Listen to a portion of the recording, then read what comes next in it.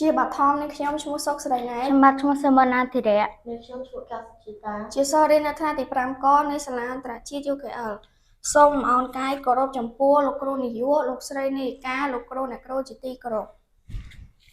សូមគោរពលោកយាយលោកតាលោកអ៊ំលោកពូអ្នកមីងដែលជាអាណាព្យាបាលសិស្សជាទីគោរពសួស្តីសិស្សានុសិស្សនិងប្រិយមិត្តទាំងអស់ជាទីមេត្រីថ្ងៃនេះខ្ញុំពិតជាមានសេចក្តីរំភើបដែលបានលើកយកប្រធានបទមួយដែលនិយាយអំពី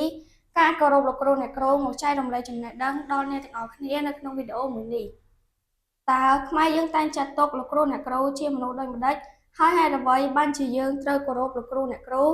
ខ្មែរយើងតែងពោលថាគ្រូជាឪពុកម្ដាយទី2របស់យើង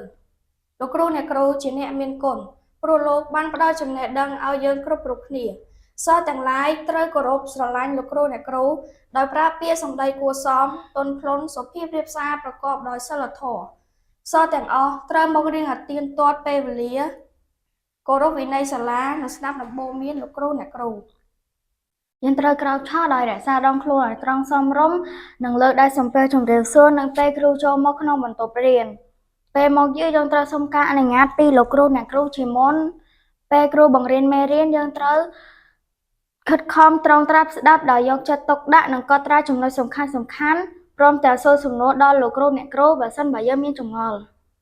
កាយវិការគោរពសំពះឥរិយាបថសមរម្យព្រមទាំងសម្ដីចរចាពិរោះយើងត្រូវមានជាចាំបាច់ចំពោះគ្រូលើសពីនេះយើងជាសិស្សត្រូវដឹងគុណលោកគ្រូអ្នកគ្រូជាចុងបញ្ចប់នាងខ្ញុំសូមថ្លែងអំណរគុណយ៉ាងជ្រាលជ្រៅចំពោះប្រិយមិត្តទាំងអស់ដែលបានចំណាយពេលទស្សនាវីដេអូមួយនេះតាំងពីដើមរហូតដល់ចប់ហើយនាងខ្ញុំសង្ឃឹមថា